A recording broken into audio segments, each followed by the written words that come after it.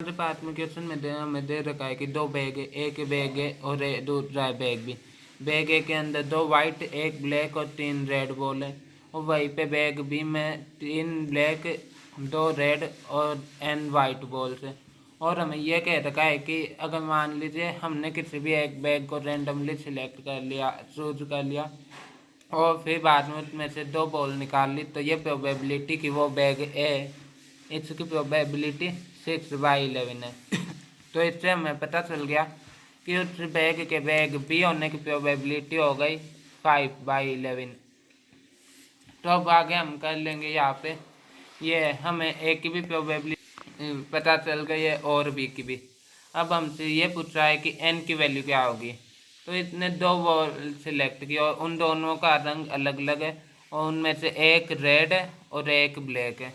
तो इसमें से हम देखते हैं कि बैग ए में से अगर हम दो बॉलों को सिलेक्ट करते हैं, एक रेड और एक ब्लैक बॉल को, तो उसकी प्रोबेबिलिटी क्या है। तो यहाँ पे हमने मान लीजिए कि पहले एक ब्लैक बॉल को सिलेक्ट कर लिया, उसकी प्रोबेबिलिटी है 1/6। टोटल बॉल्स है और ब्लैक बॉल को सिलेक्ट करने की प्रोबेबिलिटी पहले में एक हो गई। फिर दूसरी बॉल हमने सिलेक्ट की, क्योंकि इतने कहा है कि सिलेक्ट करके निकाल भी रहा है बाहर। तो फिर बाद में ये तीन रेड बॉल बची और दो वाइट बॉल। तो फिर बाद में दूसरी बॉल रेड होने की प्रोबेबिलिटी हो गई 3/5, क्योंकि यह एक ब्लैक बॉल पहले ही निकाल चुका है बैग में से। प्लस मान लीजिए इस बार इसने पहले निकाला, तो पहले चांस में रेड बॉल निकल गई, तो इसकी प्रोबेबिलिटी हो गई 3/6, यानी कि काट के लिख सकते हैं 1/2 इंटू, अब है ना अगले चांस में वो ब्लैक बॉल निकलने की प्रोबेबिलिटी, तो वो हो जाएगी 1/5, क्योंकि एक रेड बॉल पहले ही निकल चुके हैं, तो दो रेड बॉल, एक ये और दो वाइट, 1/5।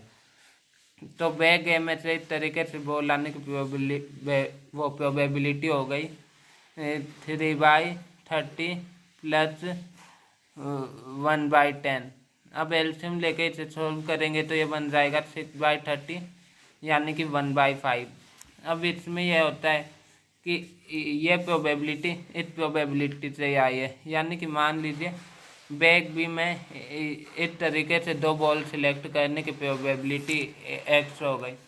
तो इन दोनों प्रोबेबिलिटी का रेशियो इसके रेशियो के बराबर आएगा, क्योंकि दोनों में सेम ही चीज़ कही गई है।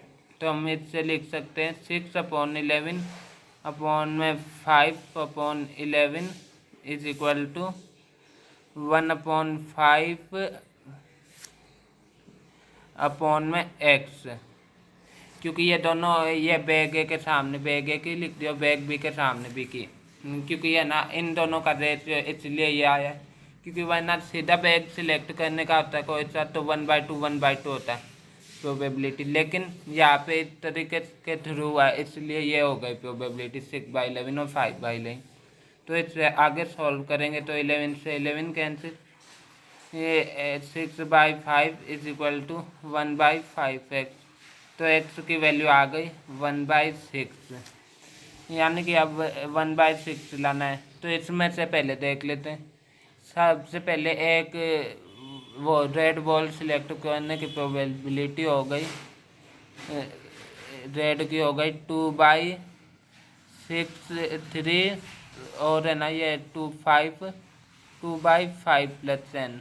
और फिर बाद में वाइट बॉल सिलेक्ट करने की प्रोबेबिलिटी, वो ब्लैक बॉल सिलेक्ट करने की प्रोबेबिलिटी होगी इंटू 3/4 प्लस n, क्योंकि एक बॉल कम हो गई है, plus 3/4 plus n into 2/5 plus n, क्योंकि इसमें उल्टा हो जाएगा इसका, और इनका सम होना चाहिए 1/6 के इक्वल। तो अब आप सभी देख सकते हैं कि एक क्वाड्रेटिक इक्वेशन बन गई है, जिससे हम सॉल्व कर लेंगे। तो ये दोनों सेम है, तो ऐड हो जाएंगे, तो ये बन गया 12 अपॉन में 5 into 4 20 plus n square plus 9n। अब आपको कन्फ्यूज़न है कि यहाँ पे 12 कैसे आया, तो ये दोनों का एलसीएम सेम है, इसलिए ये ऐड हो गई, इज इक्वल टू एक्स की वैल्यू है 1/6, यानी कि एक्स स्क्वायर प्लस 9 ये n है, n square plus 9n plus 20 is equal to 72, यानी कि N square plus 9n minus हो गया ये कितना -52 इज इक्वल टू 3।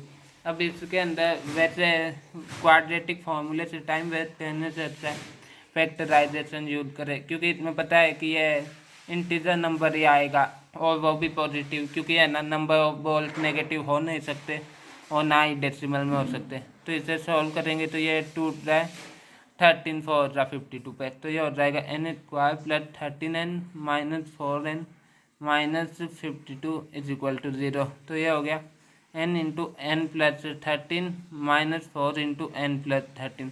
अब नंबर ऑफ बॉल -13 तो हो नहीं सकते, तो नंबर ऑफ बॉल्स का आंसर आ गया 4।